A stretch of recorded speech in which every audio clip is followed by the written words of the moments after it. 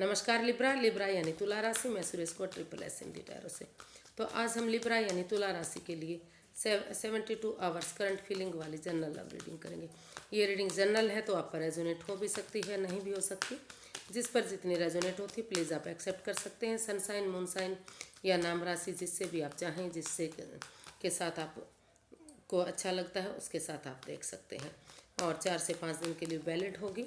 अगर आप personal reading चाहते हैं तो नीचे डिस्क्रिप्शन बॉक्स में डिटेल्स दी गई हैं, वहां जाकर चेक कर सकते हैं। कोई भी कन्फ्यूजन डाउट होने पर व्हाट्सएप मैसेज के जरिए क्लियर कर सकते हैं। तो लिब्रा आइए देख लेते हैं। सबसे पहले देखेंगे कि जो आपके पर्सन हैं उनकी करंट फीलिंग्स क्या है। फिर आपकी करंट फीलिंग्स देखेंगे कि एक दूसरे के लिए आप क्या फील करते हैं, क्या महसूस करते हैं, और अगले 72 आवर्स में आपके पर्सन क्या एक्शन लेंगे और गाइडेंस क्या रहेगी। तो लिब्रा के पर्सन की करंट फीलिंग्स राइट नाउ।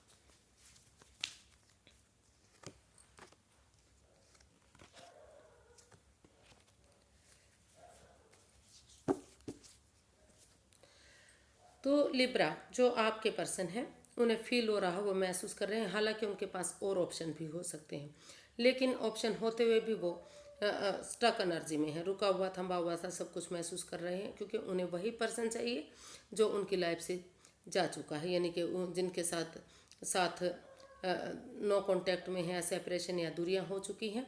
तो वो उसी का इंतज़ार, वेट और इंतज़ार कर रहे हैं। और इस उन्होंने नए ऑप्शन में जा तो इस एनर्जी से बाहर निकलते हुए, वो ऑप्शन होते हुए भी वो उसी एनर्जी में एक बिगनिंग, रुक कर, ठहर कर, सोच विचार करके उसी रिश्ते में वापस जाना चाहते हैं। एक बिगनिंग, एक शुरुआत करना चाहते हैं, ताकि धीरे धीरे करके ये रिश्ता कामयाबी की तरफ बढ़ सके। तो वो अपने अंदर के बच्चे को जगाते हुए, अपने इनर चाइल्ड को जगाते हुए, ऑनेस्टी, ईमानदारी और लॉयल्टी के साथ, करेज, हिम्मत और साहस के साथ, उनको लगता है कि अगर इसमें कोई गड़बड़ नहीं होगी, कोई तो धीरे धीरे करके ये रिश्ता आगे बढ़ेगा और रुकावटें, पनौती, बाधाएं, दिक्कतें सारी खत्म होंगी। और जैसे बच्चा इनोसेंट होता है, लॉयल होता है, कोई छल कपट नहीं, कोई भेदभाव नहीं, तो उसी एनर्जी के साथ अपने अंदर के बच्चे को जगाते हुए वो फिर से आपके लिए एक बिगनिंग, एक शुरुआत करने के बारे में सोच रहे हैं। या फिर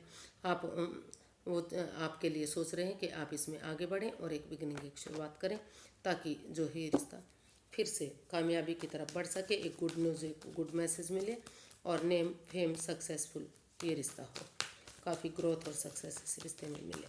देख लेते हैं लिब्रा, आप क्या महसूस करते हैं अपने पर्सन के लिए।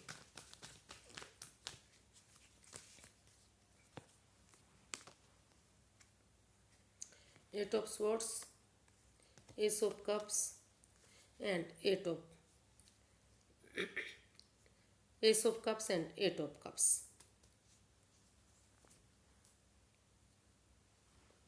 तो लिब्रा, इस रिश्ते में काफ़ी ओवर थिंकिंग, ओवर स्ट्रेस चला हुआ है, वाद विवाद चला हुआ है। लेकिन आप अपने पर्सन के लिए फील कर रहे हैं, महसूस कर रहे हैं कि उन चीज़ों को जो इस रिश्ते में रुकावटें दे रही हैं, बाधाएं दे रही हैं, तो उन रिश्ते नातों को, उस जॉब बिजनेस को, या फिर उस उन बातों को, जगह, सिचुएशन को लेट गो कर देना चाहिए, अलविदा कर देना चाहिए, जो इस रिश्ते में पनौती, बाधाएं, रुकावटें, दिक्कतें दे रही हैं। और अपने इमोशंस पर कंट्रोल करते हुए, बिना समय के साथ, फ्लो के साथ अगर आप चलेंगे, और जो ये रिश्ता रुका हुआ, वाद विवाद लग रहा है, इस एंजाइटी, स्ट्रेस से आंखों से पट्टियां खोलते हुए, जो स्पोर्ट्स रूपी दीवार आपकी खुद की बनाई हुई है, उनसे बाहर निकलते हुए, बजाय के लड़ाई करने के, एक दूसरे से बातें करते हैं, इमोशंस लेवल पर अच्छे से करते हैं। या तो आप दोनों की बातें नहीं हो पा रही हैं लंबे समय से, या हो भी रही हैं तो इमोशनल लेवल पर अच्छी नहीं हो रही हैं। अगर आप एक दूसरे से बजाय के एंजाइटी, स्ट्रेस में रहने के, लड़ाई झगड़ा करने के, खुलकर आमने सामने धीरे धीरे करके बातें करेंगे, तो जो है समय और वक्त के साथ अगर आप चलेंगे, तो जो है यूनिवर्स की तरफ से जो अपॉर्चुनिटी मिल रही है उसको एक्सेप्ट करते हुए अगर आप आगे बढ़ेंगे, तो फिर से ये रिश्ता कामयाबी की तरफ बढ़ सकता है। एक नई बिगनिंग, एक नई शुरुआत हो सकती है, और ये आपको काफ़ी खुशी दे सकता है, काफ़ी खुशहाल चीज़ें आपकी हो सकती हैं, लेकिन उन लोगों को, उस जगह को, उस सिचुएशन को, जो भी आपको बाधाएं रुकावटें दे रही हैं, उसको फ़िलहाल के लिए अलविदा कर देना चाहिए। उन लोगों को छोड़ देना चाहिए, चाहे वो घर के लोग हैं या बाहर के लोग हैं, जो इस रिश्ते को थर्ड पार्टी सिचुएशन बनाए हुए हैं, यानी कि रिश्ते को रोकने में रुकावटें डाल रहे हैं, रोकना चाहते हैं। देख लेते हैं लिब्रा, अगले 72 आवर्स में आपके पर्सन क्या एक्शन लेने वाले हैं।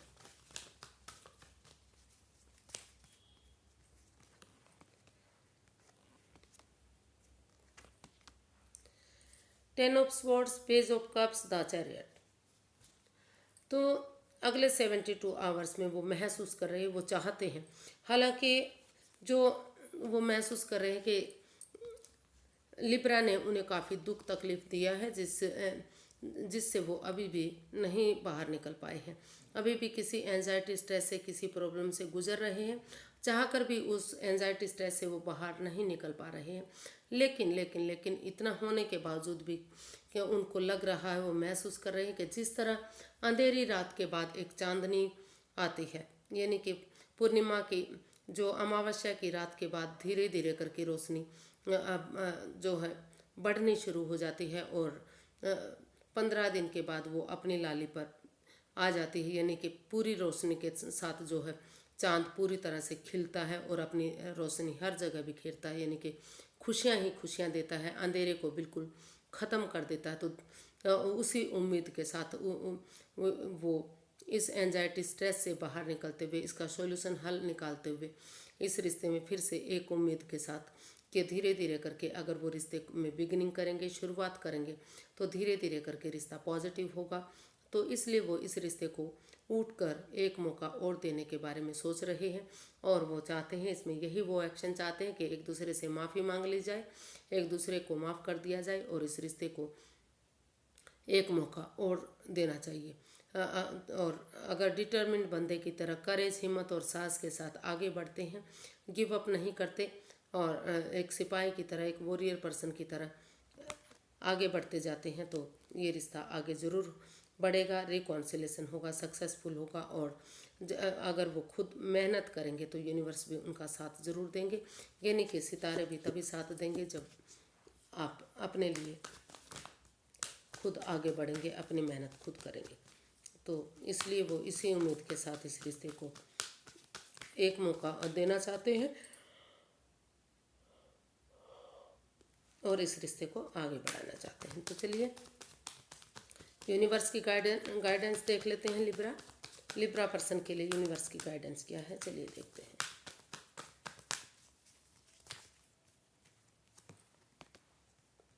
The hermit, judgement and 7 of wands. तो यूनिवर्स ही गाइड करना चाहते हैं कि सबसे पहले आप थोड़ा सा स्पिरिचुअल ग्रोथ कीजिए, यानी कि हीलिंग मेडिटेशन कीजिए, यानी कि अपनी जिम्मेदारियों को खुद समझिए, अपने पैरों पर खड़े हुए, सेल्फ डिपेंडेंट बनिए।